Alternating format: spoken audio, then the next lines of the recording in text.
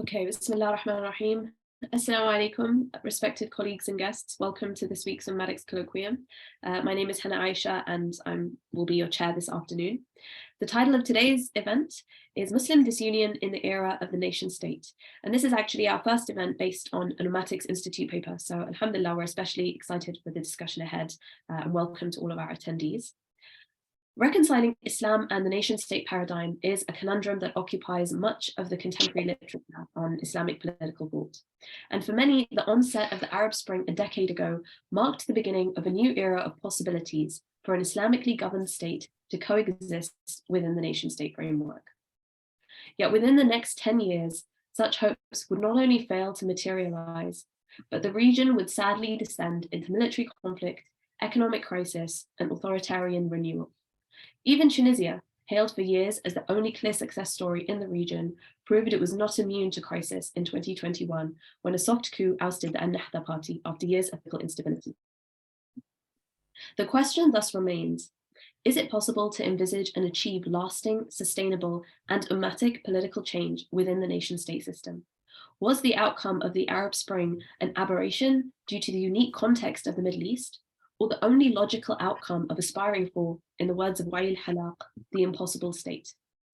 Could different strategies yield different results in other parts of the Muslim world? Or does our objective need to change altogether? In sum, can Muslims ever achieve ummatic agency under the nation state? These are some of the questions that Dr. Joseph Kaminski addresses in his first paper for the Ummatics Institute, Irredeemable Failure, the Modern Nation State as a Nullifier of Ummatic Unity. He argues that the modern nation state has failed in most of the Muslim world for many structural reasons, and that there is no salvaging it for Muslims who desire to have Islam serve as the locus of socio-political and economic unity. He outlines the specific institutional, economic, geopolitical, and ideational failures that have occurred in the Muslim world, and how the nation state is largely responsible for the current status quo. He suggests that it is time for Muslims to start thinking outside of the box and to work towards theorizing and eventually forging new paths.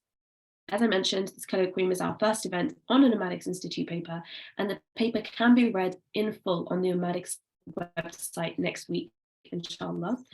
But a part of the paper has already been sent out to our panelists who are here today, our colloquium members as usual. Dr. Joseph Kaminski is a research associate and symposium coordinator at the Ummatics Institute. He received his PhD in political science from Purdue University in 2014 and is currently an associate professor affiliated with both the political science and international relations departments at the University of Sarajevo in Bosnia and Herzegovina, and a lecturer at the University of Illinois, Chicago.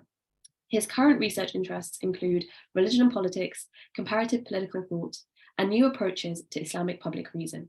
He is also the author of The Contemporary Islamic Governed State, a Reconceptualization, published in 2017, and Islam, Liberalism and Ontology, a Critical Re-Evaluation, published in 2021. Joseph will present his paper for about 25 minutes before we hand over to our two respondents to today. Our first respondent is Dr. Yahya Muhasinovic. Dr. Yahya is an assistant professor of international relations at the International University of Sarajevo in Bosnia and Herzegovina. He received his PhD from the Ataturk Institute for Modern Turkish History at Boğaziçi University, where he focused on Turkey's diplomatic efforts in the Balkans. He is the author of Turkey's Soft Power and Public Diplomacy in Bosnia and Herzegovina and the Sanjak, published in 2020, and co-editor of The Western Balkans, Cooperation, Geopolitical and Economic Transition and Relations, published in 2022. He's also an experienced news editor, having worked in broadcast media in Turkey. Our second respondent for today is Sami Hamdi. Sami is the managing director of the International Interest, a global risk and intelligence company. He advises governments on the geopolitical dynamics of Europe and the MENA region, and has significant expertise in advising companies on commercial issues related to volatile political environments. Sami is also a regular commentator for Al Jazeera, both Arabic and English, Sky News, BBC, TRT World, and other news outlets on Middle East and current affairs. We will hear both respondents for about 10 minutes each before moving on to our open floor discussion for the second hour as per usual. So without further ado, I'll hand over to you, Joseph. And Thank you very much. Thank you very much. Let me share the screen here first so we can if I can get this done right. All right, perfect. Assalamu alaikum wa rahmatullahi wa barakatuh. All right, thank you all for being here today, everybody. It really is a pleasure and an honor to be a part of this really important project. And today I'm going to sort of read to you and lecture to you guys a little bit from my paper that was so beautifully introduced a few minutes ago. And I think it's a very timely paper, in my opinion, if I may say so myself. And I hope we can have good discussion following my presentation, which inshallah doesn't go too long, right? Without further ado, is this gonna work? Oh, hold on a second. Oh, wrong button. Okay, there we go. Okay. So the early 2010s were in fact a hopeful time for those of us who believed in the possibility of an organically developed democratic form of Islamic governance transpiring throughout the Muslim world within the contemporary current nation-state model. After decades of utter hopelessness, it appeared that the door may be finally opening, something new and exciting. However, by 2017, right as my first book, The Contemporary Islamic Governance State Reconceptualization, was finally hitting the presses, the Arab Spring had truly morphed into the Arab nightmare. Egypt's first democratically elected leader, Mohamed Morsi, was in jail, was replaced by a military dictator, even more brutal than the previous dictator. Libya and Yemen were in flames with no end to the violence in sight. The various rebel groups in Syria had splintered into mafioso-like alliances who were fighting each other as Bashar al-Assad, backed by Iranian and Russian firepower, remained firmly in control. And most chilling of all, for much of the previous 4 years since my dissertation defense, the terrorist organization ISIS were subjugating and slaughtering Muslims like cattle. Well, certainly this was not the promise of the so-called Arab Spring, was it? Looking back, I cannot help but feel a profound sense of sadness and disappointment. I don't feel this way because I was wrong per se. I still believe that many of the basic points made regarding the importance of bureaucratic efficiency and inclusive participatory politics have merit, but rather because I'm so naive and put so much faith in the Arab Spring and the possibility of a successful Islamic governed state coming into fruition within the current nation-state model. I wrote my book, and when I wrote my book, I was not really even considering the more abstract possibility that perhaps there's a deeper issue when it comes to the current nation-state model. I accepted it as a given without really any further investigation.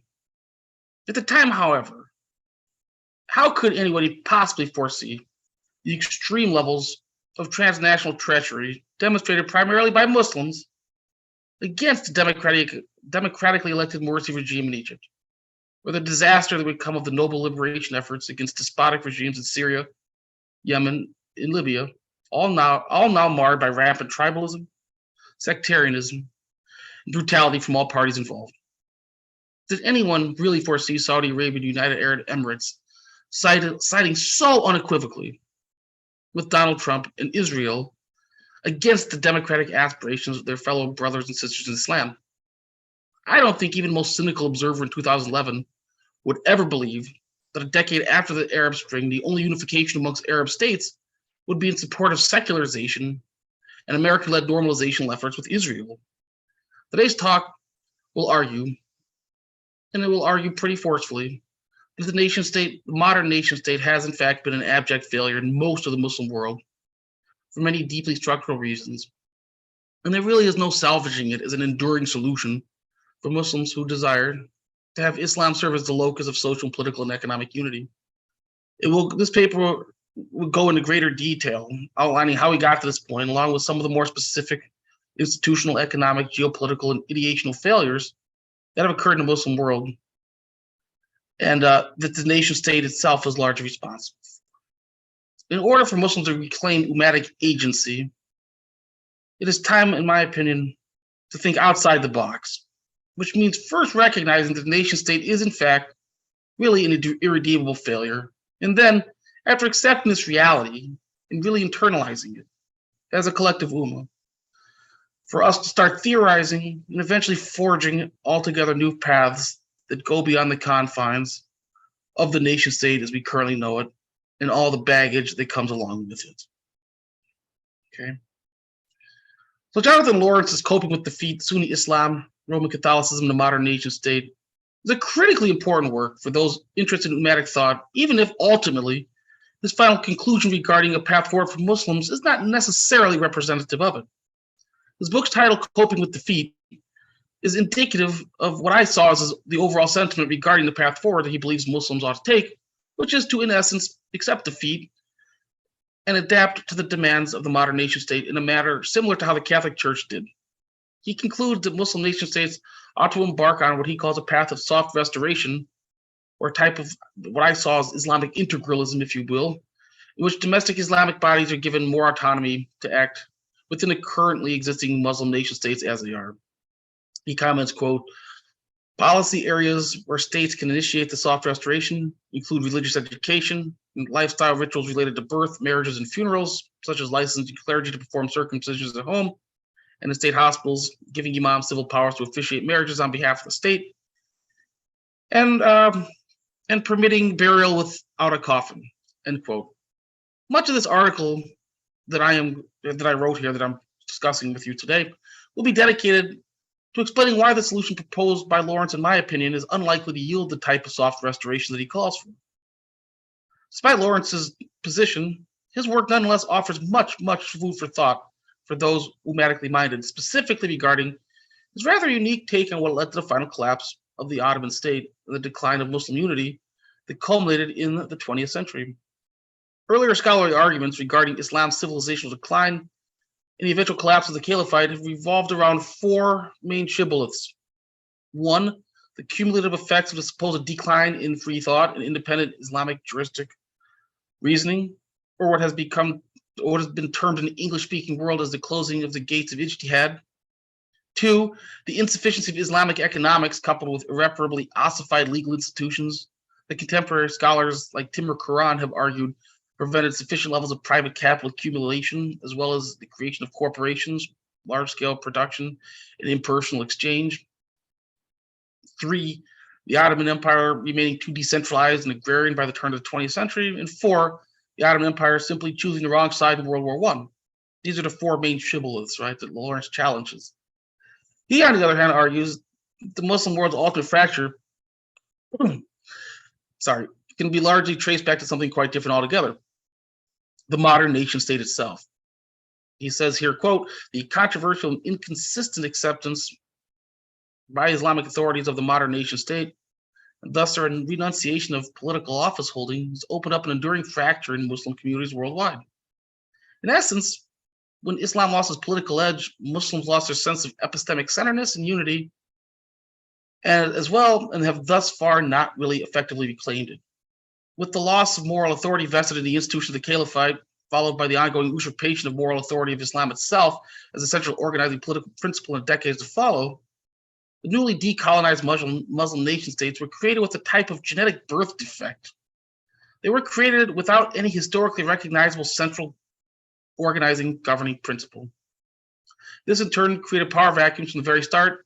They could only be filled by ambitious local elites and autocrats that inherited the mantle of authority from the colonizers following their departure. It was in this vacuum that the victors were truly able to take all the spoils and craft their newly created states with their state's historical narrative and mission in the manner that best served their personal interests. Here we can see that from the very outset, due to the lack of any historically recognizable central organizing governing principle, these newly formed Muslim majority states were doomed to ongoing developmental deficiencies that would directly manifest in many of the ill-conceived and rudderless institutions that we see throughout the Muslim world today. Muslim nation states have been plagued for decades by institutional failures we will come to see cannot be readily fixed with a few minor policy alterations or with simply more Muslim-minded heads of state. The modern Arab state in many ways was thrust upon Arabs by the former colonizing powers. In the words of Nazi Ayubi, quote, the Arab state is not a natural growth of its own socioeconomic history or its own cultural and intellectual tradition. New colored flags were raised and lines were drawn on a map, and that was really about it. As a result, the modern Arab nation state never was able to organically develop many of the social prerequisites for democracy and representative governments that have been laid out in meticulous detail by political scientists for the last 60 years. Things such as the needs for certain levels of socioeconomic development, certain levels of class development, class differentiation, other pre-existing institutions, certain levels of civil society, and a sufficient level of enduring social political stability. In the words of Wael Halak, the post-colonial nationalist elites inherited from Europe a ready-made nation-state with its constitutive power structures, from which the existing social formations had not been adequately prepared, end quote. Rentierism still dominates many Muslim-majority nation-states, specifically in the Middle East, North Africa region. The political economy, for those who don't know, rentierism or rentier states refer to those states whose economies are primarily dependent upon the collection of rents, which can be understood as externally derived, unproductively earned payments that are most commonly royalties or other payments for things like gas and oil exports. Rentier states generally have low or no taxation, which often results in the political science literature. The argument is that people demand, in such cases, very little of their government, thus reinforcing patterns of unaccountability and corruption. In the words of Matthew Gray, since the state receives this external income, regular rents, rather than regular rents, so every month countries are buying oil at a certain rate, there's really no need to impose any kind of taxation, which in turn means society doesn't have to offer concessions, or the government doesn't have to offer concessions to society. There's no democratic bargain and no development strategy. This is the argument. Natural resources, most specifically oil and gas, remain the primary economic drivers of most Middle East, North African, Muslim nation-state economies even today.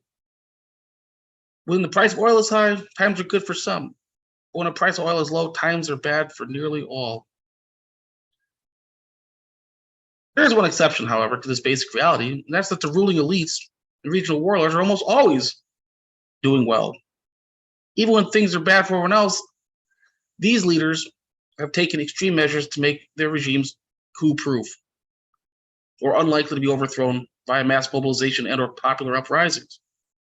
There's a very extensive literature on coup-proofing in the Middle East, North Africa region.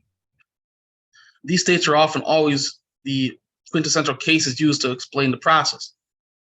James Quinlivan, one of the leading experts on coup-proofing, comments that, quote, although every case of coup-proofing has its own unique merits, they do share some common characteristics, including one, the effective exploitation of family, ethnic, and religious loyalties for coup-critical positions balanced with wider participation and less restrictive loyalty standards for the regime as a whole. Two, the creation of an armed force parallel to the regular military.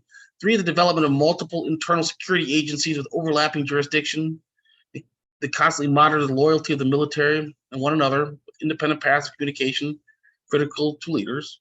And four, the fostering of expertness in regular military. And five, the financing of other such measures through extensive funding, right? So pretty much all of today's most autocratic Muslim majority nation states have been following this blueprint almost to a T for decades now.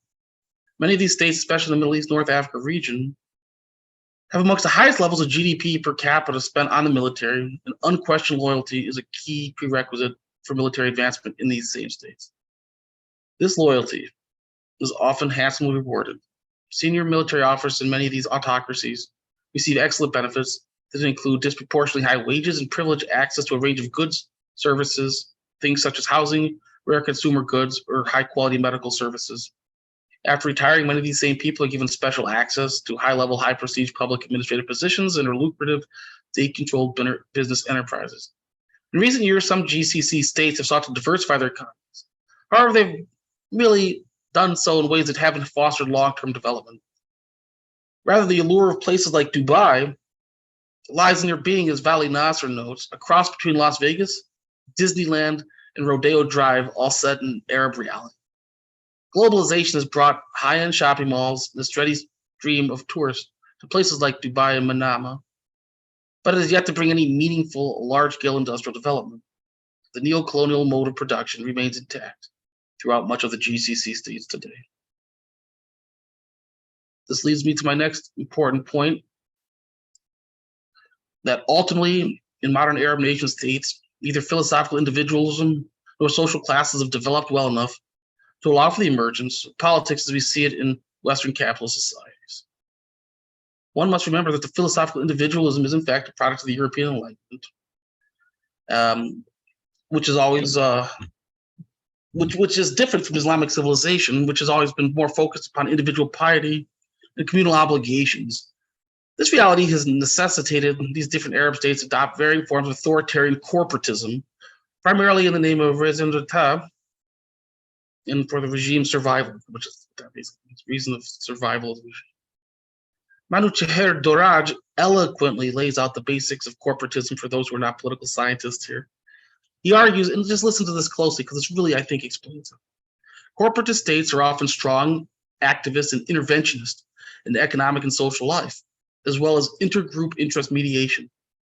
They attempt to forge partnership between the state, business, and labor, with the state playing the overarching role in setting the direction, control, and agenda.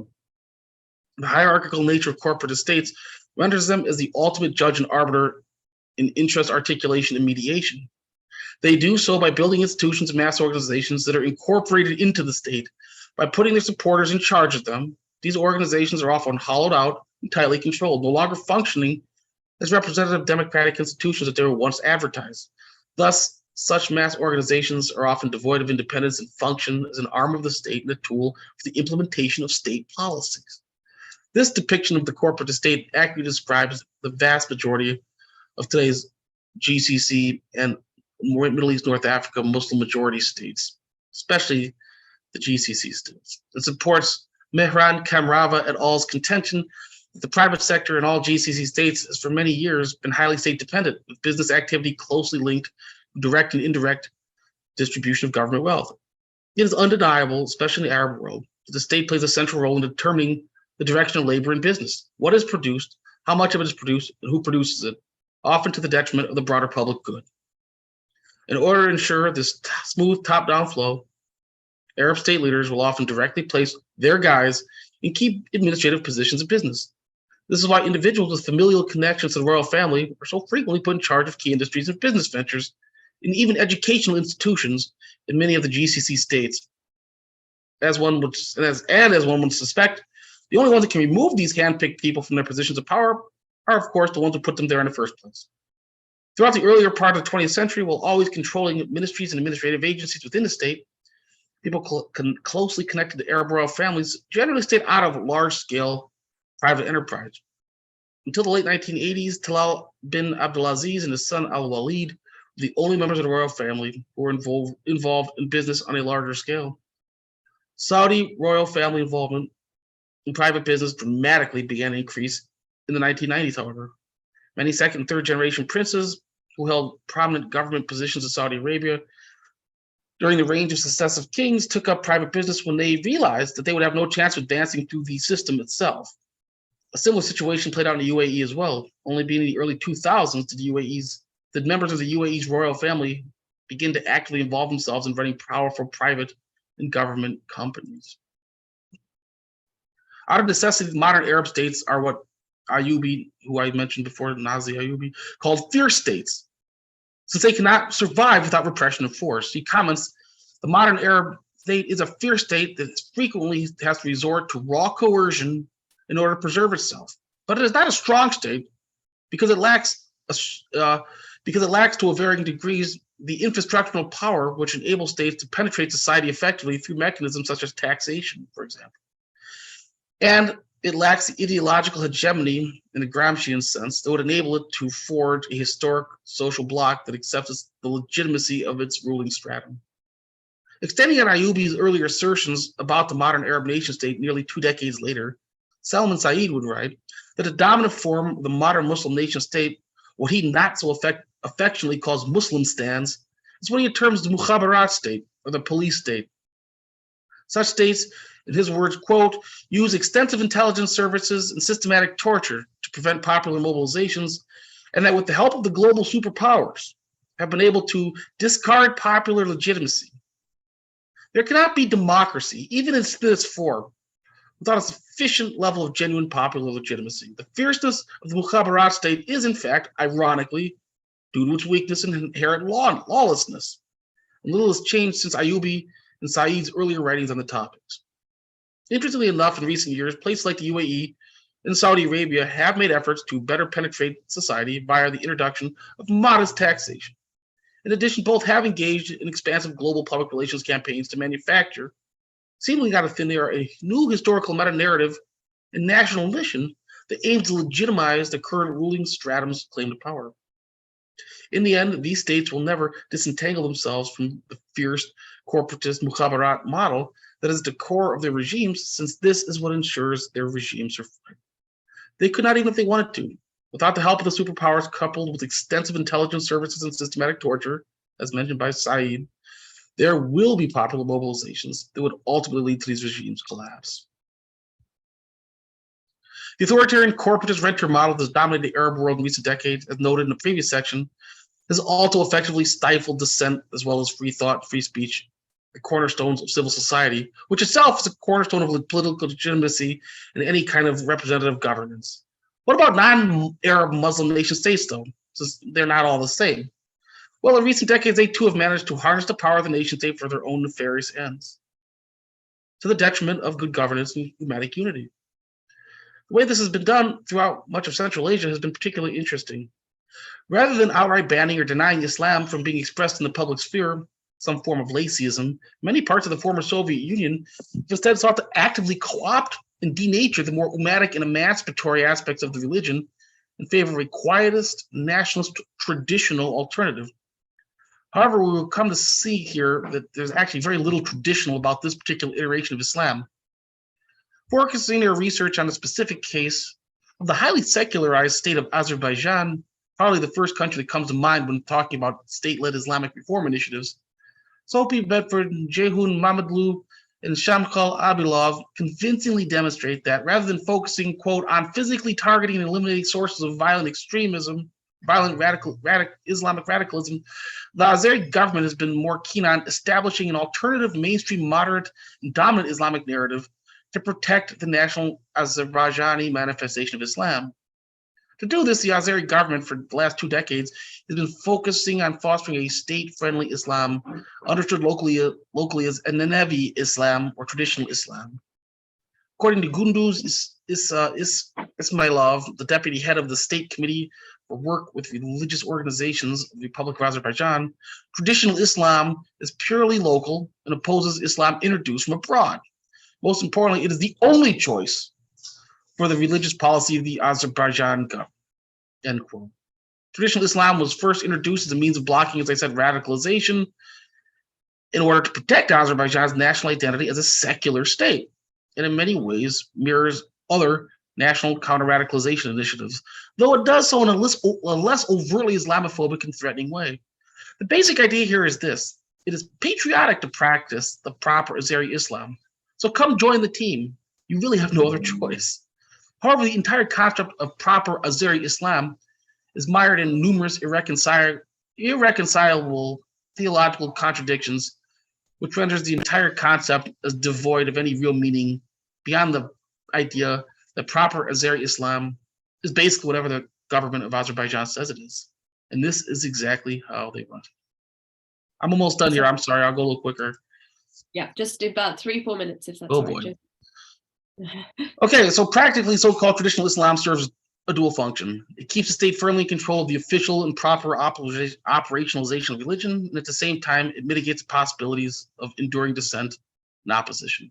Rather than the state having to turn to heavy-handed tactics that some may see as un-Islamic, the state can invoke Islam itself in order to do the dirty work for it. There is no reason to assume that the nation state in the Muslim world will ever not instrumentalize Islam in a manner that will serve its national interest, even if those interests ultimately go directly against basic Islamic principles. As Overmiranjum notes, religious opinions and institutions. Religious opinions and institutions are authorized by the state and not the other way around.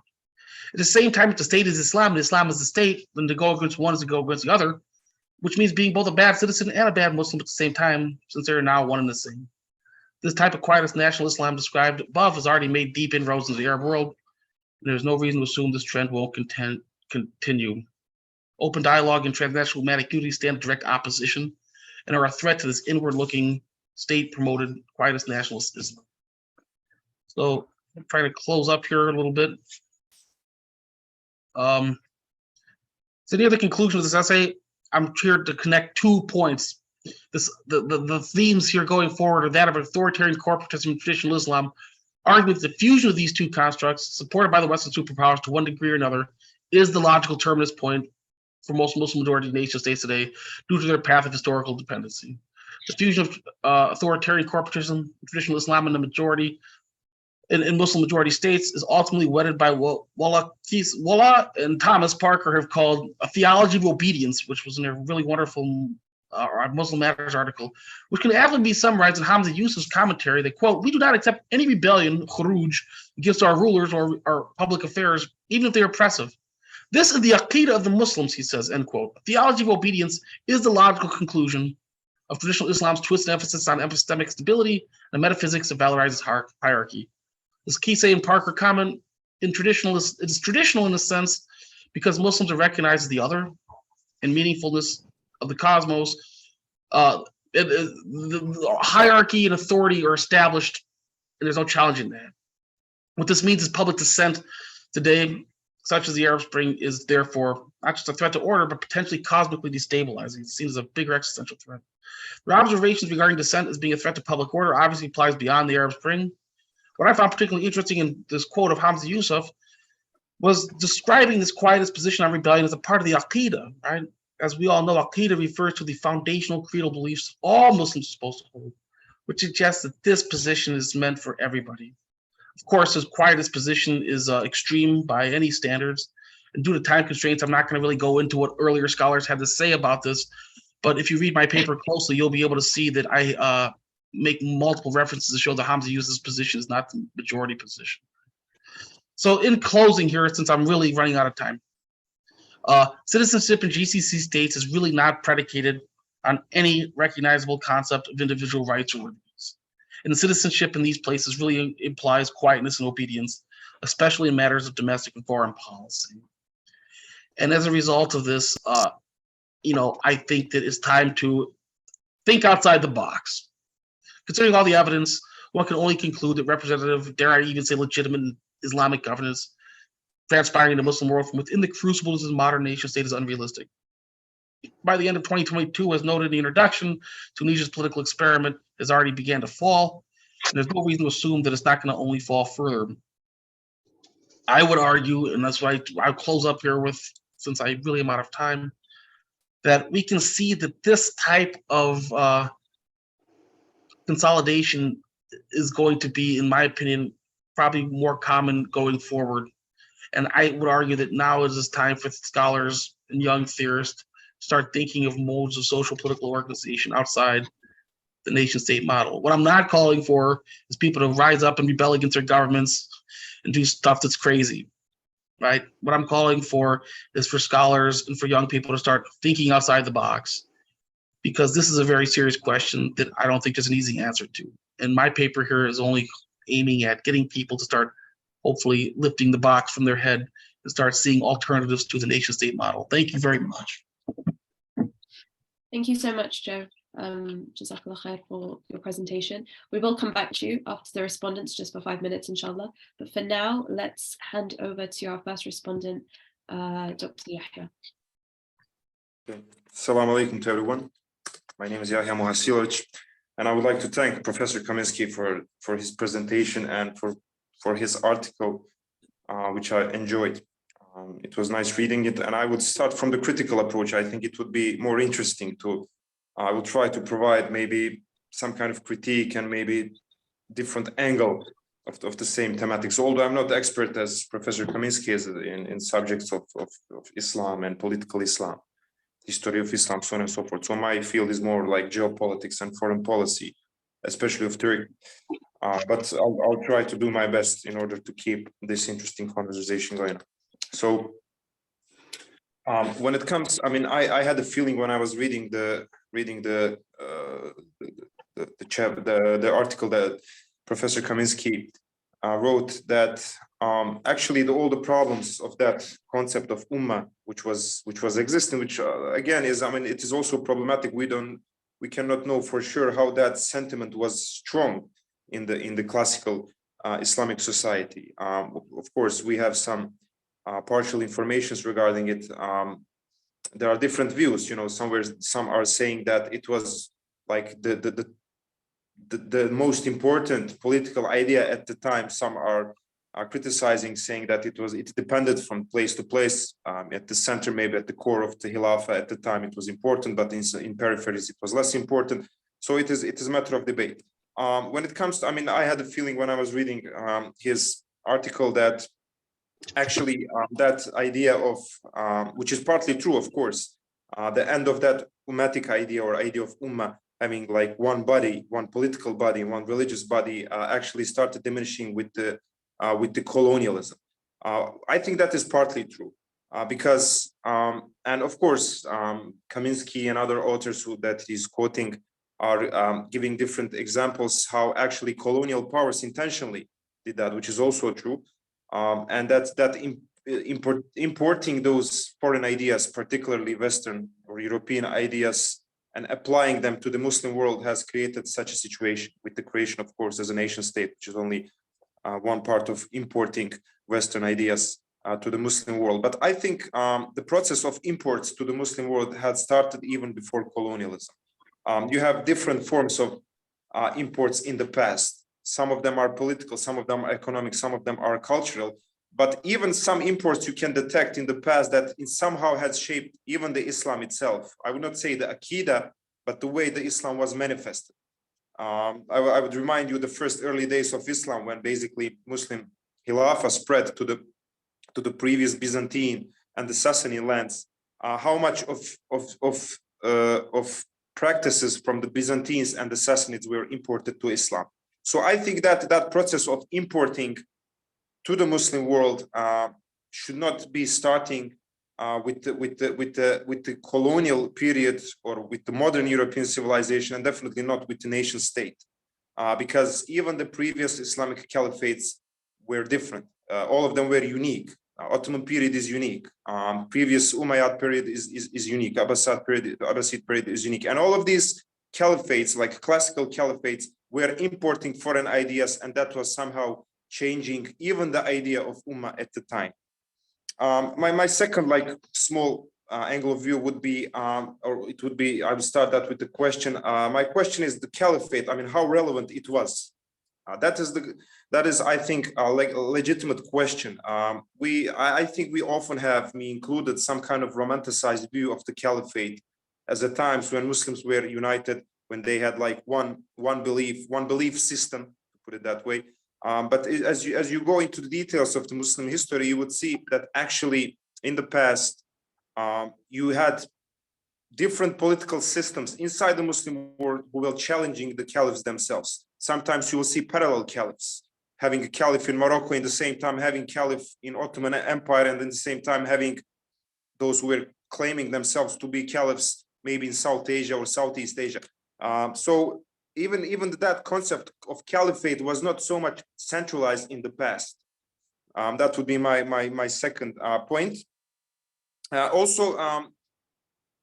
Regarding the first point, but it is connected to the third one, the professor is starting this historical process from the basically formation of nation states in the Muslim world. I think that process of Europeanization started before the formation of nation states. So you have Muslim-led forms of Europeanizations, not those imposed by the Europeans on their former colonies, but you had Ottoman Europeanization, you had Europeanization of Egypt under Muhammad Ali, you had Europeanizations in different parts of the Muslim world, which in a way were not so much different from the Europeanizations that were left by the colonial powers. Yes, colonizing powers were foreign elements, and they installed top down, imposed basically on foreign land, imposed their system, which was foreign for the Muslims at the time.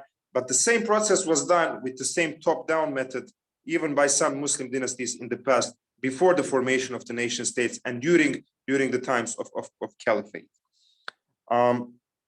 Kaminski had this good idea, I really liked it, where he's basically arguing that corporatism as some kind of ruling model in the Muslim world in the recent decades, and combination of corporatism with the state-led Islamic reform is ending as, how is he saying, as a traditional form of Islam, which is basically nation state Islam or national Islam. That concept of national Islam, I think he connected that very well, and I really liked what he said. Although I believe, like many experts in these subjects will share his opinion, but that I think that is also not new phenomenon. Since I know a little bit more about Turkey, you had that in the 1920s, where basically Kemalist elite was trying to create national Islam.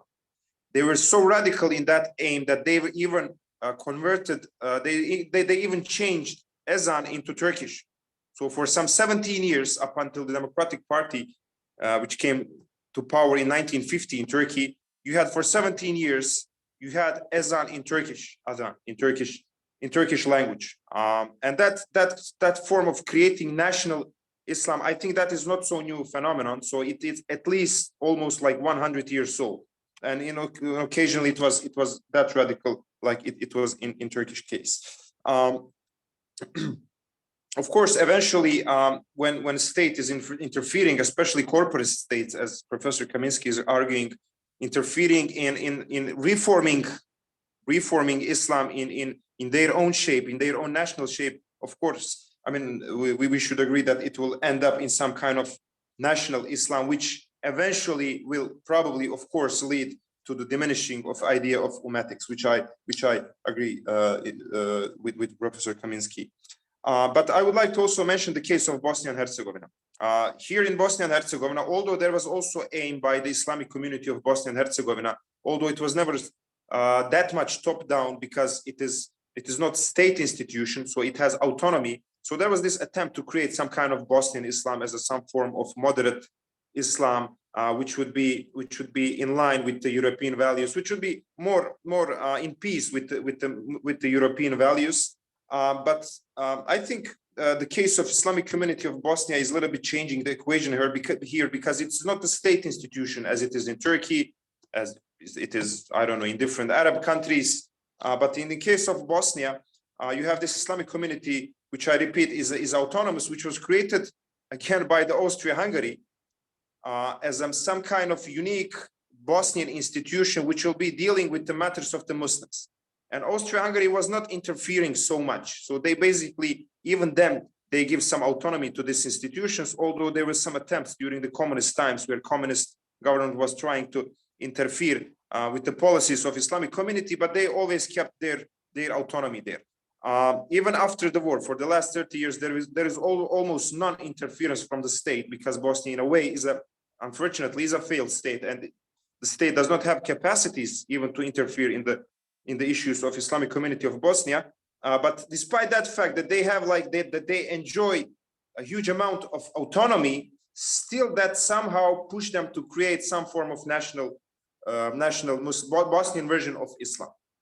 And I think the primary reason for that was that the Bosnian Islamic community was feeling a threat from the foreign influence from the Muslim world that was coming from the Salafi form of Islam, that Wahhabi Salafi or neo-Salafi, how it's sometimes called, or whichever term you prefer, that was coming from Saudi Arabia, which was creating some kind of tensions inside the Muslim community here in Bosnia, or let's say Gulenist movements from Turkey, or interference of Turkey's Diyanet in the matters of Islam in Bosnia, or some form of Iranian form of Islam. So all these like Turkish, Arab, Iranian forms of Islam, which were interfering in the Muslim affairs here in Bosnia, basically forced Islamic community, which I repeat is autonomous, not attached to the state, forced it to create some form of national Islam in order to protect itself from the foreign elements, or from the influence that was coming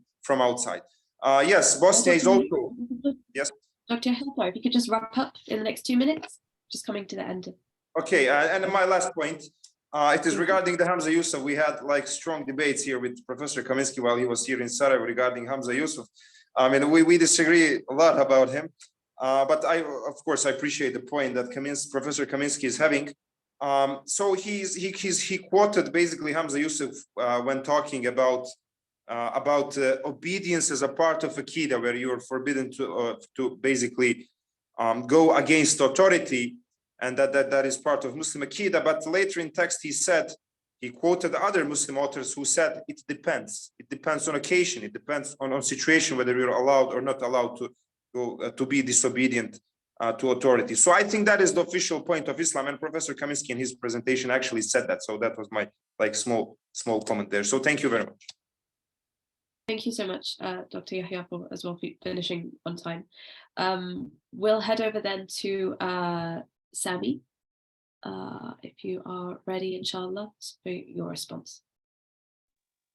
Assalamu alaikum wa rahmatullah. Thank you very much. It's fascinating to listen to Joseph. I feel like I know him already, even though we've never met. I follow him avidly on Facebook, and more important than anything I have to say is his secret as to how he looks fresh despite just entering fatherhood. If he can pass on this secret, I think it will be beneficial for all of us. I enjoyed the article that he wrote. I enjoyed the approach. I enjoyed the passion with which he's presented his particular presentation. And I agree generally with many of the trends that he's presented in terms of highlighting them. What I felt the paper lacked, perhaps, and that's perhaps not the fault of Joseph himself, but rather the fault of the word limit, or perhaps the scope with which he was exploring the concepts, was rather to assess to what extent there were other options available to those actors which he criticizes in his particular piece. And that, I mean, the particular context within which many of those decisions that he has criticized were actually taken. And I think one of the first things that's worth noting is that when we're looking at the idea, I mean, Allah himself says in the Quran, وَخَلْقْنَاكُمْ شُعُوبًا وَقَبَائِلَ لِتَعَارَفُوا. We created you in nations and tribes. The reason I mention that first and foremost is that the idea of Tunis, the idea of Algeria, the idea of Al-Maghrib, Morocco, Egypt, Misr, Sham, and the like, these did not emerge as a result of colonization, but are names that have been there since even before colonization, and therefore they've always been identities through which certain people have been able to rally around. While we argue that Islam is of Islam's privacy in terms of rallying around that particular identity, what I felt perhaps, and what I'd be very interested in, is hearing Professor Kaminski's thoughts with regards to the context which allowed the idea of the identity of the nationalist identity and the tribal identity to take precedence over the idea of Islam. And in this, I give the example of, if we look at modern day phenomenon, the reality is that Islamic influences remain very strong. It remains ingrained in every Muslim that Islam has the primacy of identity. We're seeing in the Qatar World Cup that despite normalization of ties between certain governments, we've seen Israeli journalists being rejected by every single Arab with which they are communicating with. The essence is there. We saw during the Arab Spring that despite 90 years of top-down secularization, it was any party that suggested it was aligned with Islam managed to get the largest bulk of seats within those elections, whether it was the Islamists or Hizb al-Nur al-Salafi in Egypt or the likes of Arida Shabiya in Tunisia. Anybody who said I'm associated with Islam, they voted for them. And I think even though anecdotes are bad form, and forgive me for using anecdotes, I remember covering the elections in Egypt in 2013. I went to Suhag, which a remote area of Suhag in one of the farms, and I asked the farmer who he'd vote for. He told me Mursi. I told him why. What is it about his economic program, his political program? He told me, I don't care, no political program, no economic program. We want somebody who fears Allah. I told him, but surely there must be something in his program. He goes, if he fears Allah, Allah will bless him and open for him. The idea being that this consciousness is still very much there. And the other example I give is when Turkey got involved with Nagorno-Karabakh. Nagorno-Karabakh, I can argue that no Muslim outside Azerbaijan had ever heard of it, or very few number of Muslims had ever heard of it. But there were fatwa coming out from every single country that Muslims should be supporting this intervention by Turkey in order to liberate Nagorno-Karabakh for our Azeri brothers. So the sentiment has been there, and given that this sentiment is there, despite the realities that you have eloquently described, suggests that there's always been an inclination for the primacy of Islam. So where does the nationalist sentiment come from? Where does that tribal identity come from? And I think that, Professor, what perhaps you didn't delve into too much in your idea is this idea that the reality is that the trust between Muslims has been obliterated. The idea of a Muslim going to the aid of another was obliterated. When colonizers came into Algeria, the reality is the Ottomans failed to kick out the colonizers. Algerians believed that the Ottomans were not committed to their defense. The Caliph was not committed to their defense. The Muslims who demanded the obedience of other Muslims in Istanbul did not come to the aid or defense of Algeria. And it's fascinating to hear some Bosnians from time to time say that Ottomans sold out Bosnia, even if it's not true, but the sentiment there is there at times. The idea being that there is something integral in the subconscious, the idea that a trust was broken.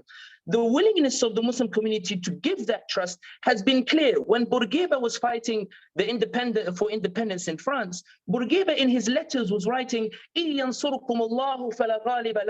Allah gives the victory, nobody can defeat you. Muslims were rallying around Bourguiba because they were willing to give him the trust that he would adopt this Islamic identity and implement it. And in light of the broken trust that came from the Caliphate or came from the Ottomans, they rallied around a semi-nationalist identity in that Bourguiba would give them liberation within the borders, within the French, colonize them. So here we see that mix emerging of nationalism and Islam. We also saw Ataturk himself, Ataturk who struggled to convince the Anatolians to fight with him, so much so that he had to call Sheikh Ahmed al-Sanusi from Libya to travel through southern Turkey so that he could declare him a Ghazi or a fighter or a Mujahid, so that the Anatolians who were suspicious of his secular trends would go to fight him. The idea being that the Muslims were willing to hand over that trust, and that trust was broken again. And this is why I think that sometimes that when we look at the phenomenon of what's developing in the Muslim world, or indeed when we're looking at the rise of nationalist identities, if I cannot trust a Muslim to come to my aid, I go to my blood. If I cannot trust my Muslim in Istanbul or the Muslim in Bosnia to come to my aid, I go to my blood. And when that blood gives me independence, as Bourguiba did, as Boumediene did, as Bimbilla did, as the Moroccans did, then naturally that identity emerges in which I am trying to reconcile now between Islam and between this nationalist identity. And I think that's perfectly organic and perfectly natural. And I ask that you remember this point because it will link directly to my conclusion. And the other example I will give is that when Algeria gets independence, notice the phrase they are shouting, Ya Muhammad, Mabruk Alik, Al Jazair Raj'at Lik. Oh Muhammad, congratulations, Muhammad being the Prophet Muhammad sallallahu alayhi wasallam, congratulations, Algeria has returned to you. In other words, this land of Algeria that was there before colonization, we've returned it to you. We're willing to be part of some sort of ummah. Where is the ummah? They look left, they look right. The ummah is not there, not necessarily because they're not there. They're there physically, but they're not there in terms of their ability to aid. And that's where Erdogan in Turkey, despite my severe reservations on many of his policies, that's why Erdogan emerged so quickly. His spread to sub-Saharan Africa, his alliances with Pakistan, to the extent to which that in 2019, when he gets Mahathir Mohamad and the Qataris to arrange the Kuala Lumpur summit, Saudi Arabia and the UAE are aware that there is a shift emerging, that there is this cooperation that is emerging between three Muslim countries. In other words, the trust is being repaired. The trust, at least it appears so. And I think this is why I think this is the crux of the issue, which is this idea of trust. And the reason I mention is that you focus sometimes on the idea that they appoint their cronies or they appoint their.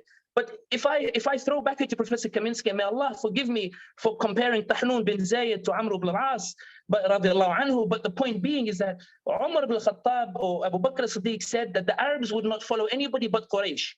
So Umar ibn al-Khattab appointed Muawiyah over Syria. He appointed Amr ibn al-As over Egypt. He appointed, Abdullah ibn Mas'ud to be the marja in Iraq. And it stayed that way. And one thing that's worth noting, Professor, is that what's quite fascinating is that Umar ibn al-Khattab refused to allow Quraysh to own lands outside of Quraysh. But Uthman ibn Affan al-Anhu reversed that law, leading to some of the accusations that he favored his family. But my point here is that this phenomenon in and of itself is not bad. It's not and I think perhaps even in your report, even in your article, you suggested it was a symptom as opposed to the actual disease. But rather, my point here overall, and I'm aware I can see Hannah trying to look at the time and back, and I don't want her to interrupt me while I'm talking.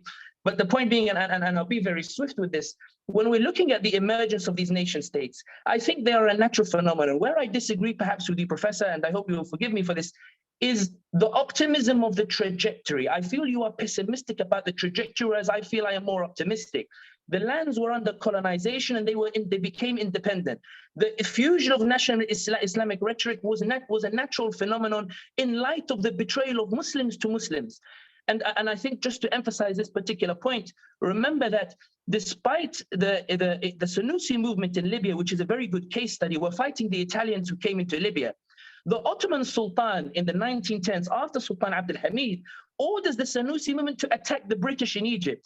The Sanusis have their ijtihad is that The British are allowing us to attack the Italians because they don't want the Italians to spread in Libya. Once we attack the British, all our supplies coming through Egypt, the British are going to stop them. So in other words, the Sultan is asking us to break our back. The Sultan knew this, but still the Sanusi attacked the British in Egypt. And as a result, Umar Mukhtar himself narrates and says it was a disastrous decision that the Sultan made us do. In other words, we put our trust in the Ummah and the Ummah betrayed us. Therefore, let's go towards a Libyan identity, but we will not negate Islam and let's find a way to reconcile the two. I don't think it's a Western phenomenon. I don't think it comes from the West. I think it's uniquely the broken trust between us Muslims that we hear even in the Ummatics Colloquium, and I argue that this is the essence of what this institute is trying to achieve, which is to repair the trust between Muslims and bridge the gaps that have been broken primarily by Muslims themselves before they were broken by the Western powers. And I'll finish and I'll conclude on this particular point. When Abdulaziz Al Saud went to establish Saudi Arabia, the reality is that yes, he came out and he established his own territory. But it's important to note that when he pushed forward towards Iraq, the British threatened him and funded revolutions, and it took the investigative journalist of Muhammad Asad to expose the funding of Faisal al-Dawish in the north. And eventually the British said, okay, I'll let you expand, but only up to here. The point being is that these nations are formed out of context, not out of desire. These nations are formed begrudgingly as opposed to desire. And I think that the recent phenomenon of Muslims celebrating the liberation of Nagorno-Karabakh, the Qatari World Cup, where we're seeing how Muslims are reacting, the Arab Spring, I think Muslims over the past 100 years have been offering their trust. They offered to Bourguiba, Bourguiba betrayed it. They gave it to Ataturk, Ataturk betrayed it. They gave it to the Islamists, and another betrayed it. Another betrayed it by not fulfilling the aspirations of the Arab Spring. Even Morsi himself betrayed it by not necessarily delivering on the aspirations of the Arab Spring. So I think ultimately it's an element of trust. But going to my conclusion now, and where I said to remember some of these points, the reason I think that there's room for optimism is that this was a land under colonization, then independent semi-colonization. We're moving more towards a status in which these nation states are now trying to find these bridges between one another. I don't think it's ideal. I don't think it's the best way. But what I can recognize is this wave towards a greater linkage between the Muslim Ummah, and that's reflected when Azerbaijan raised the Pakistani flag, Turkey flag, and Azerbaijani flag, and reflected in the way Saudi Arabia and the UAE lashed out at the Kuala Lumpur summit. So to conclude with the final sentence, Hannah, I promise the final sentence is this, which is that Professor Kaminski, I applaud you on your article. I think you raised some excellent points. I disagree solely on the tone and solely on the forecast. I think that it's optimistic. We're making huge progress in 80 years. And I think if you look at it in 10 years, you despair. In 80 years, we're moving forward. Those are just some rambling points that I threw out after being tired of running around Istanbul and this horrible traffic. But barakallahu feekum, I did it in 10 minutes. Allah, Hannah, there you go. And she didn't interrupt me. Alhamdulillah. Alhamdulillah. No, I'm thankful to not having to interrupt you as well, Sami. Thank you very much. Okay, we do want to head into the discussion. Respondents have raised some really interesting points, but I'll come back to you just briefly, Joe, for a couple of, literally just 5 minutes. I will have to cut you, but anything you would like to say first?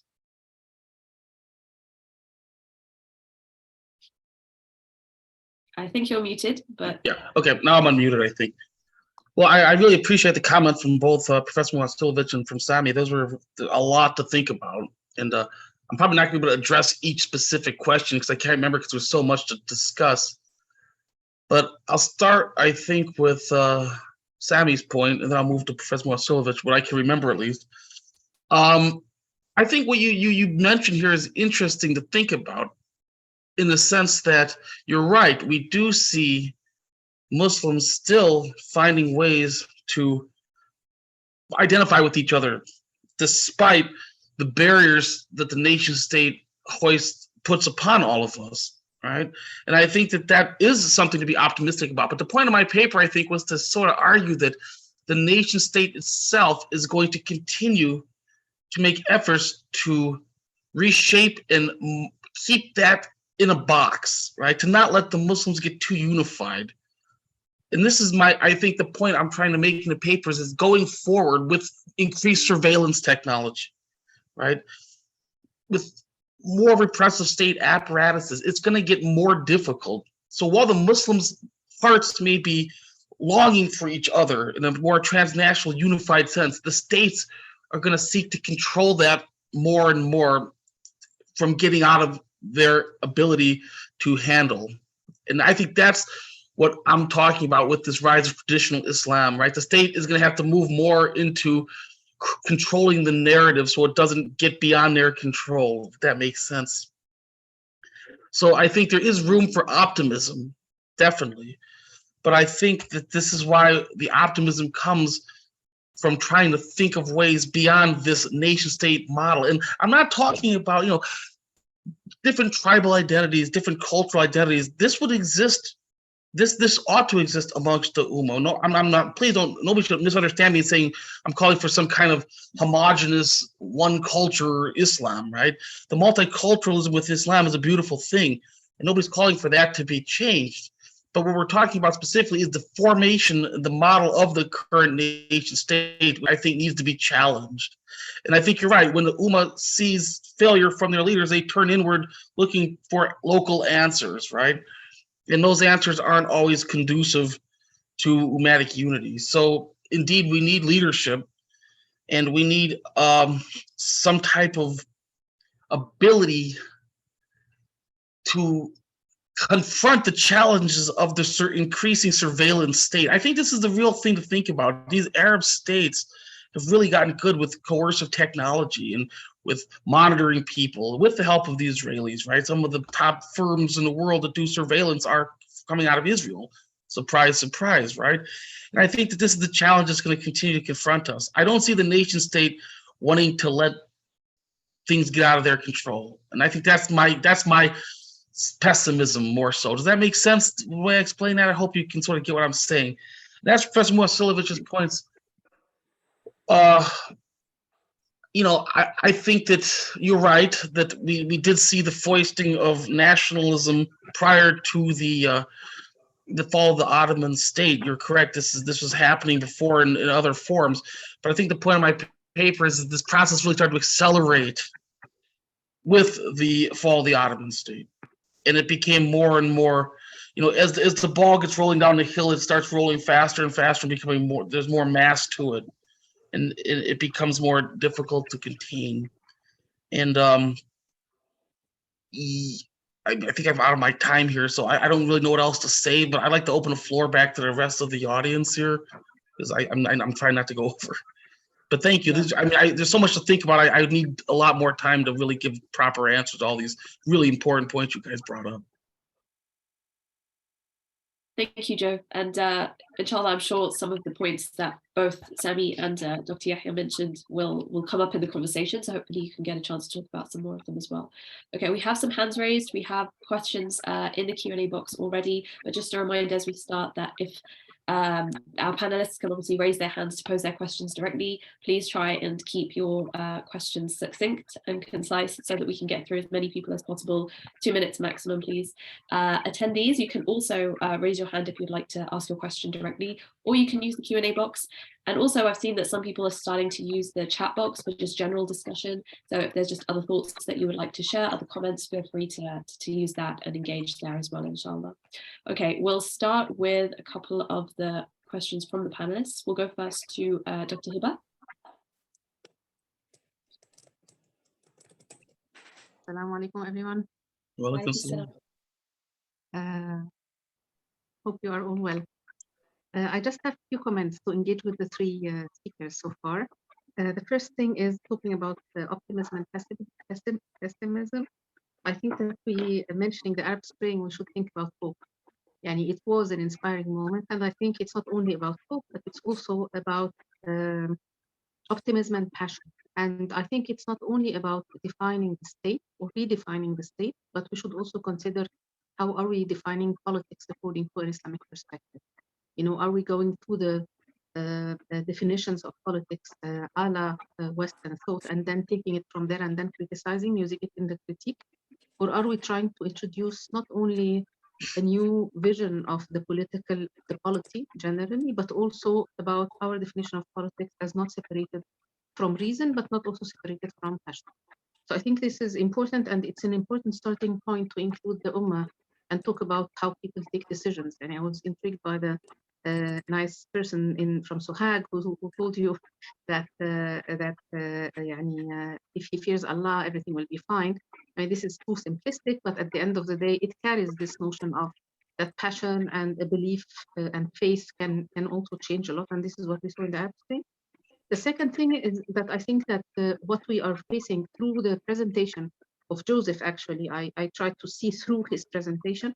I think, or I want to put on the table, on the discussion, that plateau, the notion that as much as it was mentioned that the state was also partly, the nation state was also partly through its formation aware of the importance of religion and drawing on it when there was when they were failed by the Muslim solidarity and unity. So there is a bit of notion of in Islam in the nation state formation that we tend to overlook or tend to ignore, but it needs a lot of investigation as well. On the other hand, there is the secularism in the traditional. The tribes that we are witnessing now are not the tribes as we know them based on the notions of the mineshaft, etc. But these tribes have been secularized. You can see that in the case of even Saudi Arabia. And I think that the Gulf, the traditional approach to the Gulf in the Middle East studies has been very negative. The focus was in Egypt, Iraq, Syria, Maghreb, etc. And the Gulf was taken as just frontier state, and then there is no politics there, basically. It's just tribes. And I think that this needs to be revised in a way, because there is so much going on in the Gulf now, especially with the rise of sort of awareness, technology, studying abroad. There are so many dynamics, and at the same time, new form of religiosity that is being developed. So I call for a bit of revision on the Gulf issues here. Last but not least, I think one should consider when we are talking about going beyond the nation state, that it would necessitate going too big, too macro, but also going at the same time in parallel too micro. So the Arab Spring was an example of how people moved on the streets and tried to change the formula, etc. But also there was an overlooking of the global factor in the Arab Spring. It was not only the protesters and the state, but there was a great part, an important factor, an important actor was actually the global factor as well. So we have to draw the map very carefully in order to position the state in it and see the weight of the state and revise our own understanding of the state vis-a-vis Islam, vis-a-vis the Ummah, vis-a-vis Caliphate, and vis-a-vis the notions that we're talking about. There is a lot of revision that needs to be done here by us. Thank you, Dr. Hiba. Would any of the panelists like to come in on that and just respond to some of the contentions raised there? No? Okay, it's kind of a standalone insightful comment, mashallah.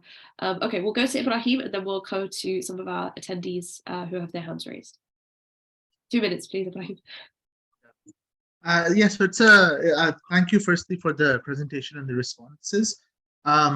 It's a huge topic, but I think there's a couple of different things that can be summarized in this. One of them is obviously the nation state, which is it is basically an organic construct. But I think it's important to mention, like Sami did, that the Ottoman Caliphate itself, or the Sultanate or whatever, it did fail to sort of protect different parts of the Muslim world, and same with other, for example, like the Moroccan Sultanate or the one in India, etc. So I think that these local sorts of proto-nationalist or Muslim movements, and they were usually geared around jihad against a non-Muslim occupier, things like that. I think that these did take shape. Like it was inevitable that they would take shape the way that they did. And I think it's also important to remember that the early sort of independence movements, most of them did not fix themselves just to a nation state idea. So for example, the Algerian War of Independence, it was very much it was very much interlinked with internationalist ideas, whether that's Islamic or whether that's socialist or whether that's pan-Arab, or third world nationalism, things like that.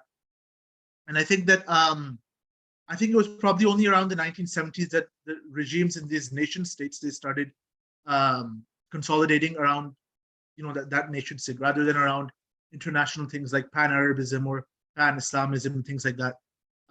So that's one point. I think that when we think about the nation state and Muslims being divided, we have to remember that a lot of this was because of circumstance, and that's why, like Sami said, you still see Muslim societies that are very much, enthusiastic about Islam and about international sorts of things. And governments, whether sincerely or not, they do sometimes take advantage, like you mentioned with Turkey and Azerbaijan, for example.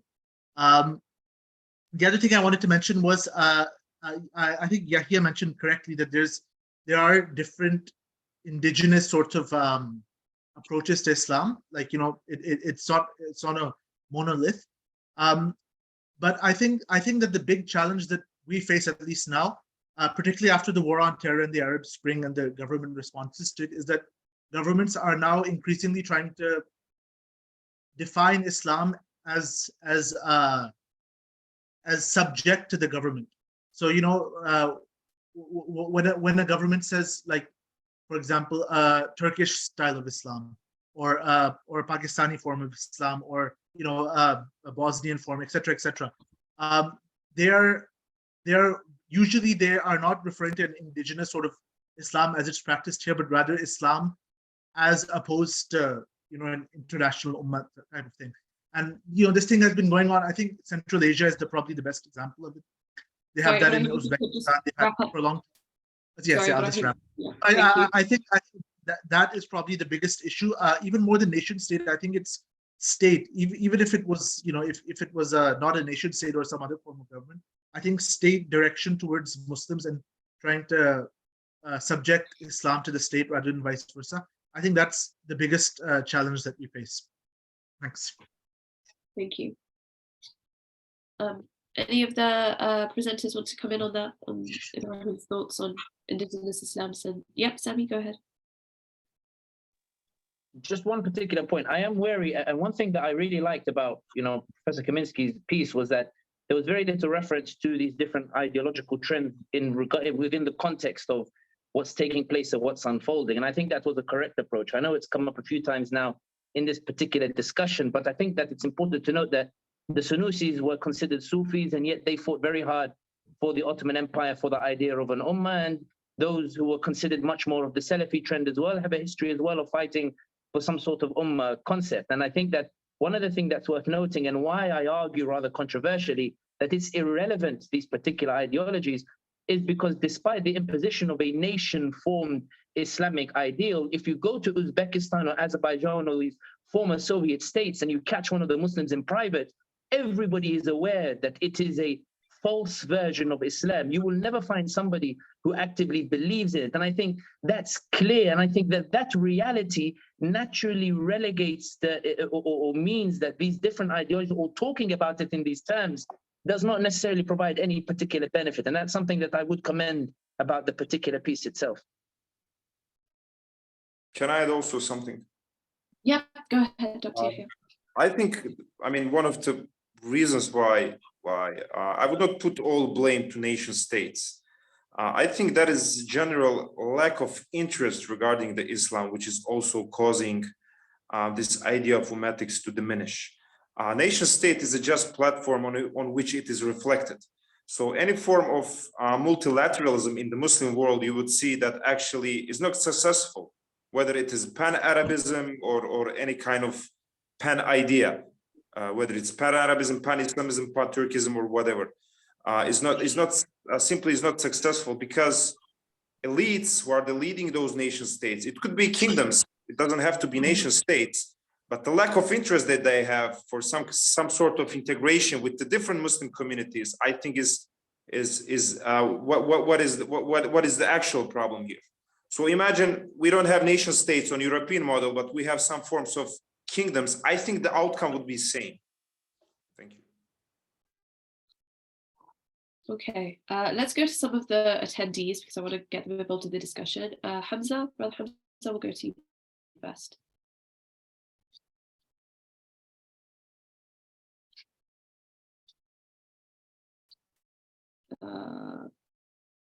Should be allowed to speak now. Yeah. Assalamu alaikum. Can you guys hear me? Yes. Yeah. Yeah. Jazakallah khair, everyone. Question for Brother Sami. I am optimistic, with where the Ummah is heading. And, we're seeing different inflections of the Ummatic, for example, in the World Cup, or when it comes to the Uyghurs or Palestine or Kashmir, etc.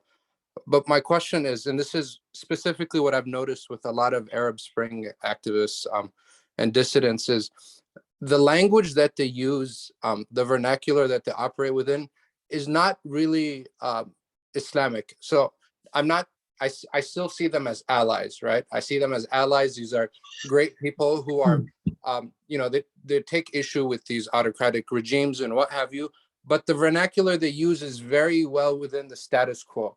They still use nation state logic. They have appeals to international law. And I wonder, is that instrumental, or do they genuinely believe in that? Because I've been following a lot of these activists, and I'll give you a specific example. If you look at Hizb an-Nas, the Saudi dissident political party, and you look at like their mission statement, their vision, it talks about democracy and all these different terms, and it's super rosy. And I wonder, is this instrumental, or do people actually believe in democracy will save the Muslim world from the problems that they find themselves in? I'm a little pessimistic, because it's just really odd that the vernacular they use is just not Ummatic in many ways. It's very well embedded within nation state logic and what have you. So if you could comment on that, I'd really appreciate it.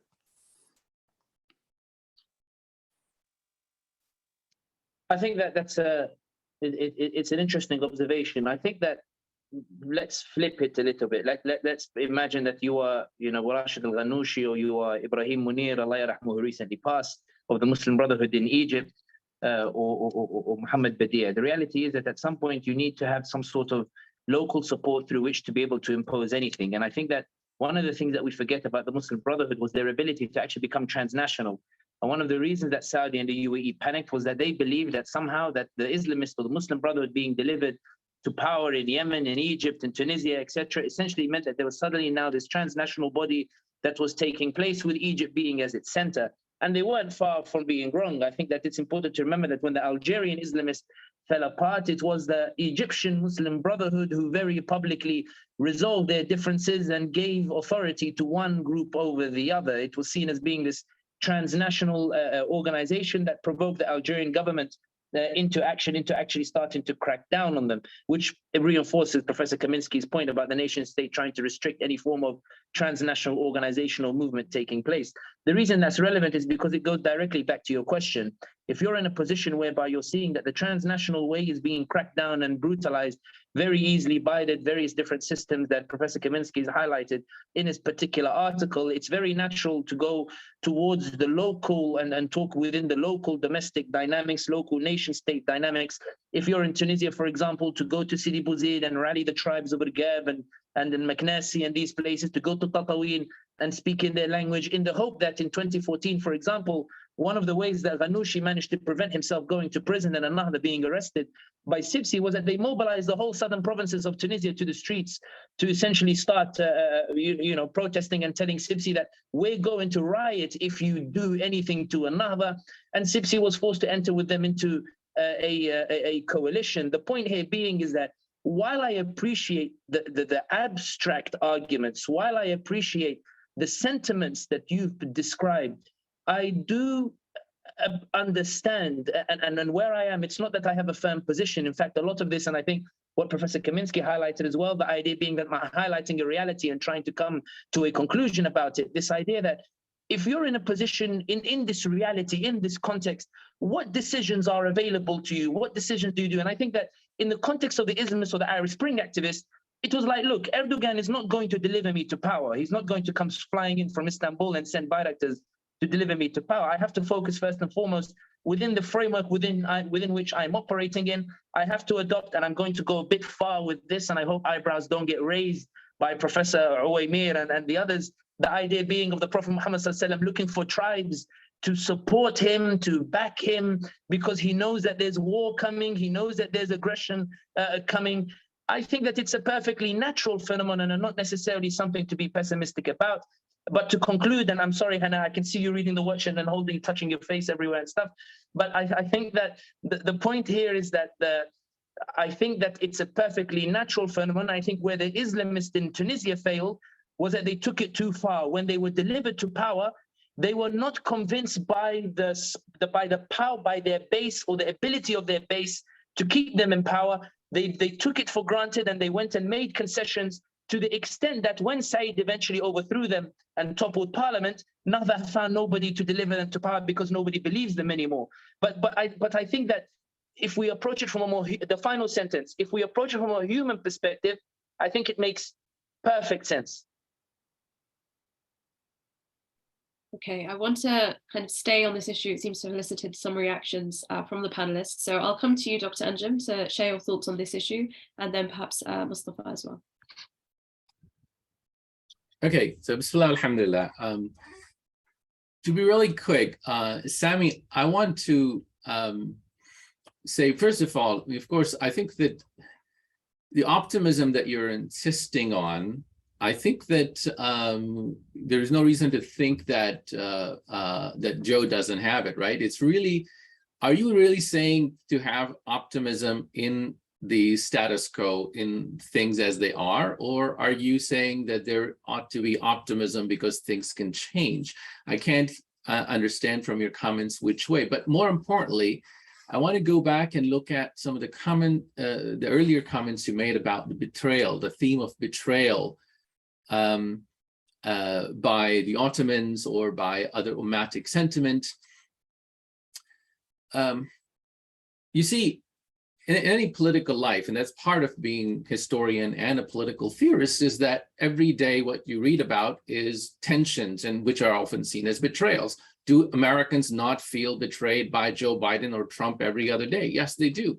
But does that betrayal become structurally ingrained into institutions and wars and policies and surveillance and alliances with colonialists and so on? I mean, so I think that you are mistaking popular sentiment for some kind of more durable, the kind of more durable reality that comes in with colonialism. And I do not hear Professor Kaminski talk about the Ottoman Empire. So in fact, I was somewhat surprised by the first commenter, Professor Yahya, where so much of the emphasis was on what the caliphate didn't deliver, whereas Professor Kaminski's focus was on not that we need to go back to the Ottoman Empire. The Ottoman Empire was the best, but it is where we are today, the performance of the nation state in the 20th century. So just some comments from both of you. Dr. Yahya Sami, would you like to come in to respond to that? Or that was just small angle. I mean, it was not. I understand that Professor Kaminski has started his paper from the colonial period, but I think even that colonial period, it was not out of the vacuum. I mean, there was a process before that which directly influenced Muslim world, and which was from the Muslim world, which paved the way for colonialism to happen. So I think there is some form of continuation, and I just provided a different angle. So what happened, what predated colonialism, and what followed after the colonialism, formation of different nation states. So that was my point. Barakallahu feek, Professor Uwaybir. I think that to clarify the first point, I think that the optimism I am arguing for is that there is a clear trajectory towards a breaking of the chains that keeps us in the status quo.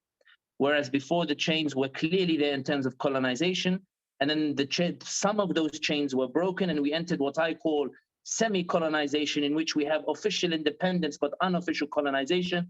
In other words, the French could no longer maintain official colonization in Algeria. It was impossible because the people made that impossible, the people of Algeria.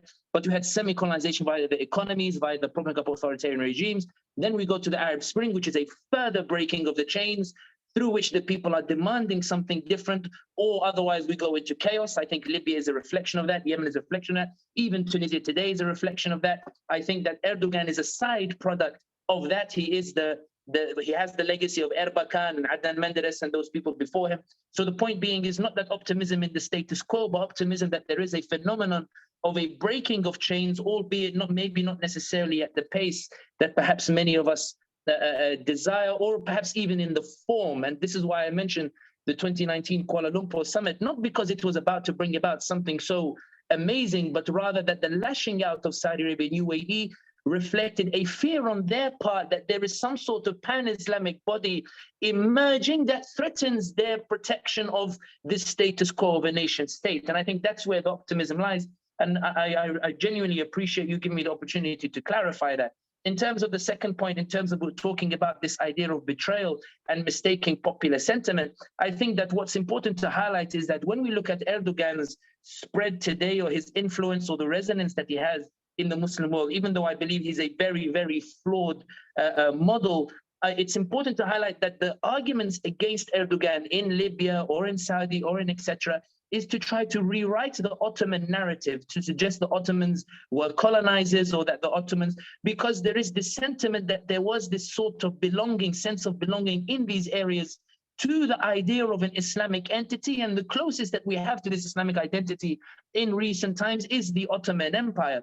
So when we're looking at in terms of this popular sentiment, yes, that's true, but this popular sentiment was what Bourguiba used to justify the nationalism, that the Ottomans are finished and they're not coming to protect you anymore. So we must be Tunisians first and foremost. The Algerians said the Ottomans are not coming anymore, and the Muslims are not going to come to your rescue. We have to be Algerians, and we have to lead this by being the Mecca of the revolution. The Moroccans said we are going to take back territory that belonged to us before. The idea here being, Professor, that the point of the idea of betrayal of trust is that that particular narrative, whether it's popular sentiment or not, allowed at least, or contributed to a great extent, in my humble opinion, to an environment that allowed the nationalist identity to take root.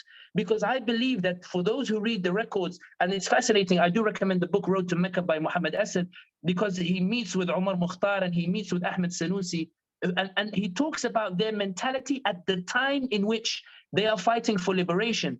And he describes that despite Ataturk emerging, they still hold on to this hope that the Ottomans are worth fighting for. The point here being is that there is this idea that despite this betrayal, we still want to be part of something more, and that there is a reluctant turn inwards in which to try to get this Libyan movement going, because for them it's the only way to kick out the Italians. And that's why I think here we see the betrayal is forcing a trend towards nationalism, even if it is reluctant, even if it's begrudging. And I think a recognition of that might serve to add to Professor Kaminski. I think Professor Kaminski, it's not that he argued against it, but that I felt that perhaps the article deserved at least some mention of it, that perhaps inshallah next time you'll be able to give us a wonderful article about it.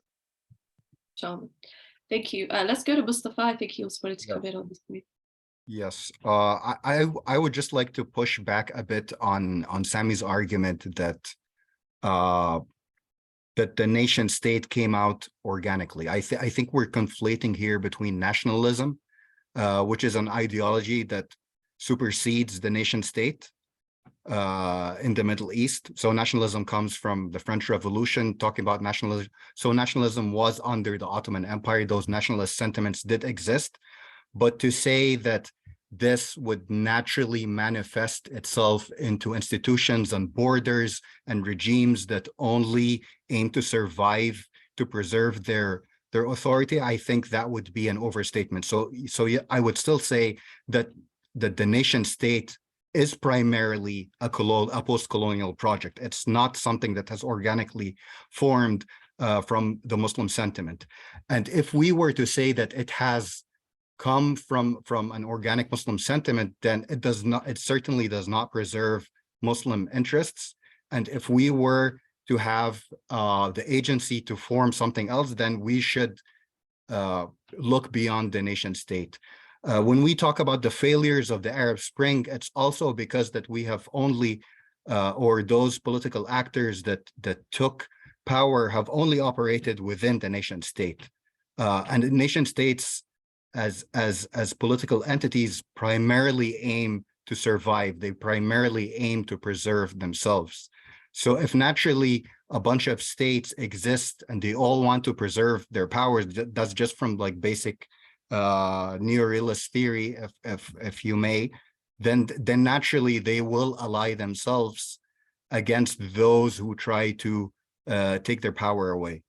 So it's not only like the fault of the aspirations of the people or those in power, but it's because of those who came after the Arab Spring. They still operated within this model of the nation state. They still operated as trying to preserve the power or this entity. On the other hand, the counter-revolution, like the regimes in the region that were against it, they cooperated against it. But those who were pushing for the revolutions, pushing for reform, they still operated separately without cooperating with other revolutionary or reformist sentiments. So to say that the nation state is organic, I would say that that's an overstatement. And in order to have a more a polity that reflects the interests of Muslims, we really need to think beyond the nation state. We really need to think beyond those specific borders. And also with Dr. Yahya, when he mentioned that the Bosnians naturally turned back to a Bosnian form of Islam to preserve against Iranian or Turkish or Saudi forms of Islam, it's because that the nation state is already a structure that is already available that you could turn to. But if we have an alternative imaginary, then I would think that the identity that's going to be formed, or the Islamic identity that's going to be formed, is going to be something else. It's going to be it would probably turn back into something like a Sufi Islam, or something that's already we're accustomed to, or something that's already available, instead of having it as a Bosnian Islam. It would just turn into another sectarian form of Islam. And that's it for Thank me. you. Okay, I'm going to give just 1 minute for Sami and Yahya each to respond, because I think we have a lot of other questions and on different topics. But if either of you would like to come in, just to respond. I go first because my answers are short. Yeah. So my personal belief is, yes, I mean, I agree with Professor Kaminski. In a way, the concept of nation state is disruptive for the idea of Ummah or Ummatics. But I don't think that it's going to eventually kill the idea of Ummah, because Ummah is part of the feeling, it's part of the belief system. And the nation state is only like, is there, I mean, the manifestation of that feeling, it basically, it does not give space, nation state is not giving a space for that feeling to be manifested into material life. In a way, I think nation state that's slowing down that process. But on the other hand, we don't have at the moment anything as an alternative to nation system. That's the only legitimate system that we have today in the world. Okay, we have here and there few kingdoms, but all of those kingdoms are functioning as a nation states. So this world and its international relations are composed of different nations. So we don't have any kind of alternative, which unfortunately was not created by the Muslims. So we have to think in terms of the reality. So, right, since you mentioned neorealism. So that's my short answer. Although, I mean, it could be expanded, but we don't have enough time, I think. Thank you. Okay, Hannah, 60 seconds start. First and foremost, I think I think my point has been misconstrued. Ibn Khaldun says the Arabs unite on two identities, Asabiyya Qabaliyya and Asabiyya Diniyya. They unite based on tribalism or based on deen. He describes one as barbaric and he describes one as noble. In this case, I think this applies to my assessment here. Right now, we are uniting on what is barbaric and we are not uniting based on what is noble. My assertion that the nation state emerges organically is in this context. Asabiyya Qabaliyya is an organic thing, even if it is barbaric. It is organic, even if it is wrong. It is organic to the extent that that Allah subhanahu wa ta'ala said that we created you nations and tribes, but the best of you, atqakum, is the one who is closer to Allah, implying that the status is elevated based on the deen. And this is why I think that when it comes to the nation-state unity, when the faith in the deen as a political entity collapsed, nation-states naturally emerged. When Asabiyya Diniya was undermined, Asabiyya Qabaliyya becomes the primacy, it becomes the norm. And the aim now is how to get Asabiyya Diniya to take primary form once more. And this is why I'm arguing that when we're looking in terms of the development, in that how the things are developing at this moment in time, there is a clear push towards Asabiyya Diniya, however flawed, however stumbling, however difficult it is. But certainly it can be argued that the independence that many Muslims enjoy today is much more than independence they enjoyed previously. And this is why I think that Professor Kaminski's article is very relevant, because it comes at a time in which we can actually see flawed attempts, at least, at trying to push some sort of Asabiyya Diniya, whether it's in Nagorno-Karabakh, whether it's in Kuala Lumpur summit, whether it's in the like. Criticize them as you wish, but they certainly reflect some desire to push towards it. That's my point, and I hope that's clear. It's not justifying the nation state, but arguing it is an organic thing, but barbaric. Thank you. Okay, let's come back to a couple of attendees who have their hands raised, and then we'll come back to the panelists, also a couple of typed questions. We have about 20 minutes, so see how many we can get through. Brother Sufyan Musa, we'll come to you first.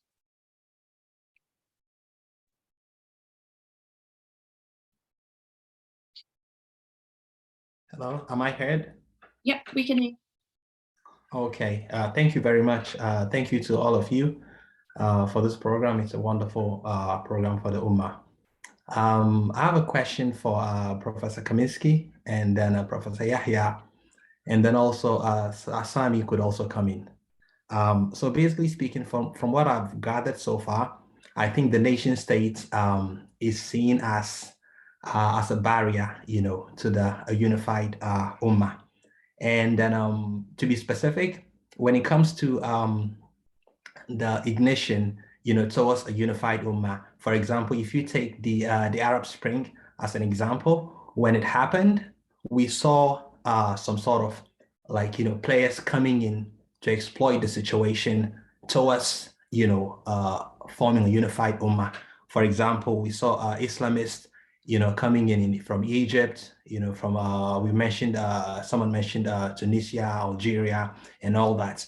And to, beyond that extent, jihadists have also, exploited the situation. I heard Professor Kaminski talking about the Islamic State and all that. They've all come in to exploit the situation based on what they have seen from the Muslims, across the world, question for for unified Ummah. So my question is, do you guys see any legitimate agency at this point that's driving the Muslims towards that end? Is there any unified agency that's doing that? And if there is, what agency do you foresee that's going to do that, and the Ummah would overwhelmingly accept it?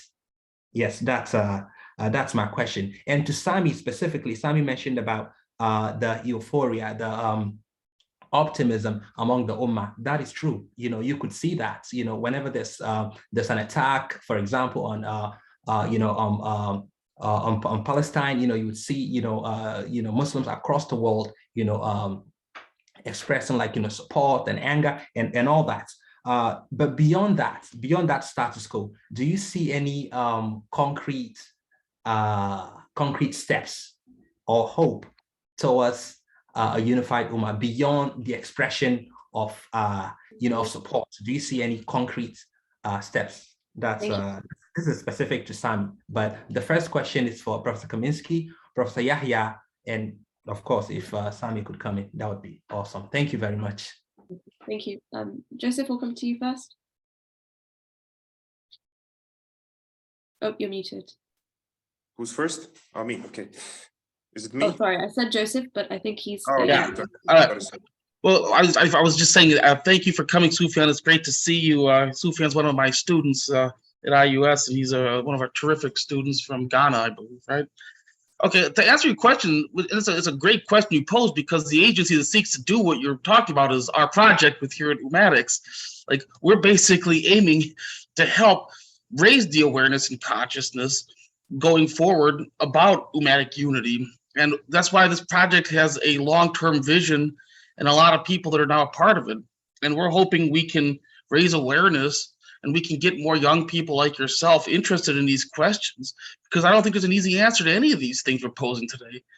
I don't, like I said, in my presentation, I made it clear that I don't have the answer right now. I don't know what exactly the alternative form of political organization would look like. And if I did, I'd be sitting at Cambridge University right now with a tenured position, right? So this is the purpose of this, is to think outside the box. The purpose of my paper was to point out some of the flaws in the current model, to look at some of the weaknesses that we have, and to get people to realize that the nation state isn't, it's just another form of social organization in the end. Even though it's so in our face and it seems like it's eternal in many ways, it's not. 200 years ago, 300 years ago, it didn't exist in many places, right? And there's no reason to suggest even 100 years from now, 50 years from now, it might not exist again. Who knows? So the point is you have to think about a new future. You have to think about alternatives, and they need to come from young, intellectually minded Muslims for that to even be a possibility. Otherwise, you do have things like ISIS, ill thought out craziness that ends up becoming violent and destructive and antithetical to what we are aiming for. So that's why we're doing what we're doing today. And that's why we have a lot of people dedicated to this project. And we're hoping more people in the audience hear what we're saying. And even if you don't agree with everything we're doing, you come join us. You work with us in this project. And perhaps we can all together have a better understanding of how to answer these very important questions. Thank you, Joe. Dr. Yahya? So Sufyan is also my student. He's my PhD student, so he's doing thesis with me. So hello, Sufyan. Assalamu alaikum. His question was about, is there any legitimate agency at the moment? There is no, actually there are some, but all these agencies are international organizations which are bringing together nation states on the Western-like model. So they're functioning as a sort of European Union, which is bringing together many nation states for some common interest, which is like very general without any specifics. So it is not in detail, like for instance, European Union is. The best such organization is OIC, which is like Organization of Islamic Cooperation. But even there, you can see that basically that organization is obsolete and is not serving for any purpose. So I don't know any Muslim country that benefited from that organization particularly. I think also I would not put all the blame on nation state as a concept, but also I would not put all the blame on the elites who are leading nation states. I think it is also a little bit connected to regular ordinary Muslims, because in countries where Muslims are living as minorities, in Western countries, you would see that the Muslim communities often could not agree on some general terms. So you would see, for instance, in Germany, that you have Turkish mosques, you have Arab mosques, you have Albanian mosques, you have Bosnian mosques, all kinds of mosques. Of course, there is a language barrier, but there is no centralized, any form of centralized ummah concept, even in the places when there is no authoritarian Muslim nation state which is willing to keep power and which is willing to prevent any form of political unification. So I think also that idea of nationalism is deeply enrooted, unfortunately, in many Muslim communities, among the many ordinary Muslims. If you ask me, they're going to any form of legitimate agency in the future, I don't know the answer to that question, but I can look back to history and say that often whenever there was some form of general authority, which was accepted at least by majority of Muslims, it was never the case about all Muslims, but at least majority of Muslims, it was always politically imposed on those Muslims. So there was never any kind of democracy or any form of multilateralism which brought together Ummah and created some form of political institution which was in charge of all Muslims. Often it was imposed sometimes by force, sometimes by different means, but it was authority which was imposed. Unless we see something similar, I don't think that Muslim nation states and the peoples would come that easily together and form some form of authority which should be over them, although I want to be optimistic. Thank you, Dr. Yahya. Okay, we have quite a few questions if we can get through in the next 10 minutes or so. I want to come to Brother Khaldoon, and also perhaps we'll take one of the attendees from Sayed Mshari. We'll do them one after the other straight away. So Khaldoon, up to you. Thank you so much, Hannah. Thank you all of you for your attendance and for your contribution. Well, I have been listening to this great conversation, and I can't help but remember that on my first day as an undergrad student in 2004, back then, the first conference I attended was on the crisis of the nation state in the Muslim and Arab world. So I have been like almost 18 years listening and working on these concepts and ideas. And I'm sure it goes back far than 2004. But the question, as you mentioned, the question is, how can we bring about the change? How can we do this, achieve this transformation from the status quo of the nation state into some other different status quo? And maybe we don't have the answer to this question now, but I think it would be helping that that we ask how can we bring about such an answer? Is it only through imagination, new imaginations, theorizations, conceptualizations, or is it actually going to come through activism and praxis? So, or maybe it's from the interaction and intersection between a praxis, action and activism on one hand, and theorization, conceptualization, and imagination on the other hand. So I would like to hear your comments on this question. Thank you, Khaldoon. We'll go to Sayed and Sharif. I think he was before. People have been putting their hands down and then raising them. We'll inshallah try it, and then we'll try and do two more after this. But Brother Sayed, you should be able to talk now. Assalamu alaikum. Are you people listening me? Yes, we can hear you. Yeah. It was a great discussion between the people. I think most of the question which I would like to raise has been raised. The thing is that if we get the power today from all the people, they are saying that, okay, we are not going to handle the world. Now Muslims should handle the world. Do we have any system in place or the people to handle that? Because I think we are having the basic problem with our people is that we are not contributing to the world. We are at the receiving end. Do we have anything planned where we are going to, Mr. What is his name?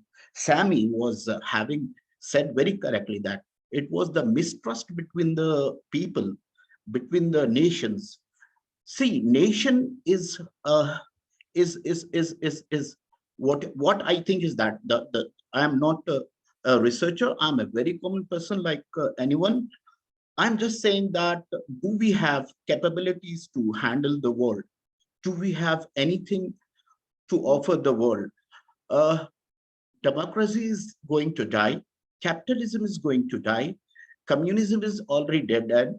So do we have anything offered to the human being? We are suffering here. The parity, the distribution of wealth is, it is, you people know it very well. And what about the political, the misuse of power by the people? Do we have anything in place? That is my question. Do we have, as a Muslim Ummah, as last gentleman was saying that, from last few years, we have been just discussing, do we really doing at the thought process level? Because I have been listening from one of the university discussion where these people are looking for the alternate. They are looking for the Chinese-based economic system or Chinese-based something like that. Why these people are not looking toward the Islamic-based? I'm sorry, I'm going to have to cut you off. We've received your question, thank you, but we've very little time left. I want to get it answered, inshallah. So thank you, I'll stop here. Okay, so to both of these questions, any of the panelists wish to start? From Brother Khaldoon as well, his question. I think Professor Kaminski answered this one, so that's why we're here. We're talking. I think I think it's I think it was clear that this is kind of trying to start these conversations happening, inshallah. But perhaps particularly Khaldoon's question about whether it will happen through praxis or through creating intellectual knowledge production. Joseph, would you like to comment on that in particular? You're muted, but. I gotta learn to unmute my mic. Okay, it's like the 5th time I've done that. I'm sorry. No, I really think that you can't really do anything until you have knowledge production first. I really think that maybe I'm wrong. I don't know, but I really think that you have to theorize these concepts. There needs to be discussion, and that process of getting the discussion going filters into the masses, right? It starts from intellectuals like ourselves, and then it filters in slowly. And I think that when you try to create institutions without any foresight, or when you try to move too quickly, this is when you have disasters and tragedies ultimately that come from these disasters. And that's why I think that, once again, I think this is such an important project, because this aims to be a sustained long-term intellectual investment, right? This isn't something that we're going to do for 2 months and then it's over. We hope to go on for years, for decades. We want the institution to outlive ourselves, right? We want the project to outlive ourselves because we think it's that important. And I think that, in the time I've been a part of the project, I've seen it grow dramatically. We've really built ourselves up in the last year. And I really think we're going to continue moving forward. And I think as we continue to see the failures of the nation state, as we continue to see oppression, and as we continue to see people who are not having their needs met, there's going to be more people looking for solutions, and Islamic solutions at that. And I think that, the younger generation, as a professor, I see interest, even in Bosnia, which is not the most, religious country in the world per se.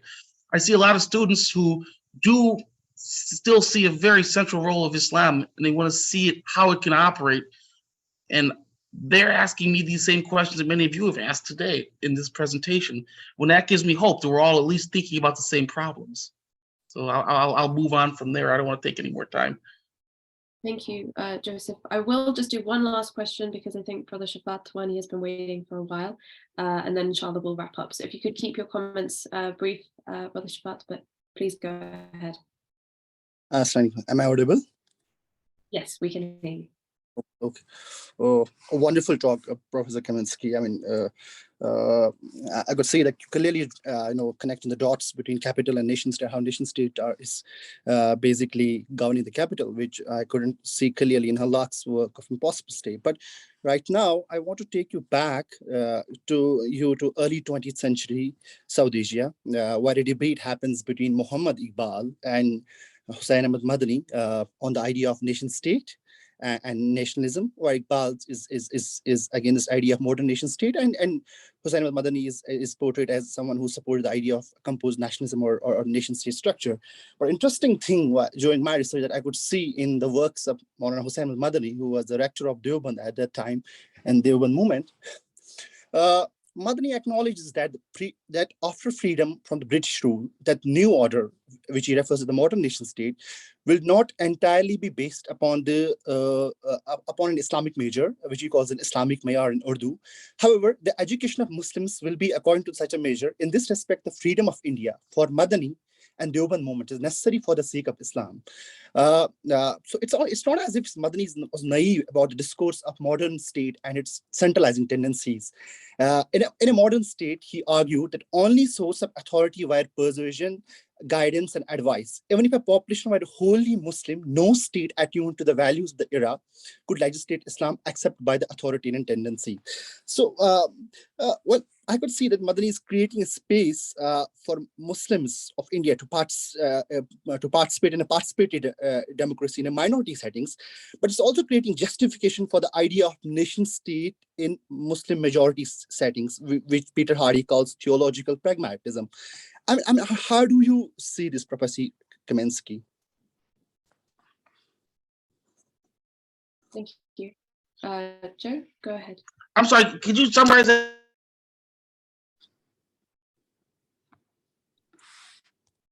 Sorry, I think it was muted. I'm sorry. Could you summarize that in like really shortly? What specific you'd like me to answer? Because you had a lot there you just mentioned. Yeah, this is just one thing. I mean, I could see Madani is creating space for Muslims of India after the collusion of colonial modernity, which Professor Marj calls it, to participate in the participatory settings, in minority settings or new settings. But it's also creating justification for the idea of nation state in Muslim majority settings, that Muslims can basically, go gel with a modern nation state. I mean, how do you see this theorization of Maulana Hussain al-Madani? I mean, I don't know. Like I said, regarding the modern nation state, even for Muslims, I talk about like what I think can be done, at least in the meantime, is for people to start theorizing about what Islamic economic systems would look like, what Islamic political institutions would look like. So to focus on these sort of what I call in my first book the ontic elements. I think this is the next step. What specific things can we theorize in an Islamically halal manner, so to speak? And to back that up with reference to Islamic sources, Islamic texts, Islamic history, right? Or while halal calls Islam's historical moral resources, right? So I think that what we can be doing right now is theorizing about that, but keeping in mind, though, that the nation state itself is not the ultimate long-term solution for all the problems we mentioned here. And just simply for us to start thinking about ways beyond the confines of that rigid structure that I think has held back so many of us. That would be my answer to that.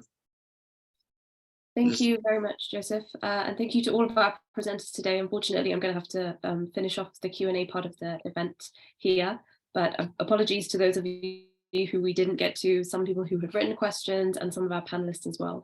But just before ending, I'll hand over just to Dr. Anjem for some closing remarks. Okay, Bismillah, alhamdulillah. Thank you very much, everyone, for being here. Thank you, Professor Joe Kaminski, for really an excellent presentation, a paper that really touches on a number of areas and brings a number of very important discourses out there in political science and international relations in Islamic studies together. And to both of the respondents, my dear brother Sami Hamdi, Professor Yahya Maslovich, thank you very much. Really, I think that this was despite the many very productive disagreements, I think that you all raised the key points about the Ummatic sentiment, Ummatic euphoria, the need to complicate history, and the need to look at the future with optimism, the difficulty we have with institutions, the difficulty, of course, of the disagreement that we naturally are going to have. The Ummatics Institute is very much committed to this idea that it is discourses, discussions like this that need to grow in order ultimately for the many of choices that are available to people of power to become, if you will, improve those many of choices, so that systematic unification at various levels, political, social, economic, is one of the many of options, so that next time somebody has power, next time there is popular mobilization, there is better discourse available than was, for example, when the Arab Spring transpired. So that's a long-term plan. That's a long-term, rather more of a plan, rather long-term aspiration that is both grounded in, I hope, the best traditions of the academy, the Islamic Academy, the Western Academy, as well as the wisdom that we learn from the Muslim street, as well, and from the world at large.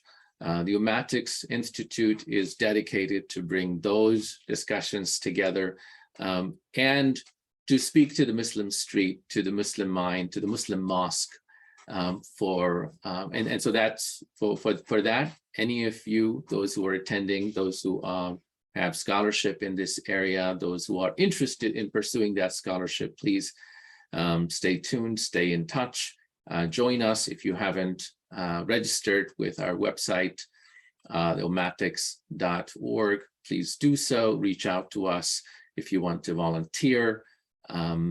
and most of all, pray for us. Thank you very much. Thank you very much, Dr. Anjem. And again, thank you to everybody for attending today. Thank you for all of our speakers for starting this fantastic conversation. As Dr. Anjem said, please visit our website to stay up to date with our activities.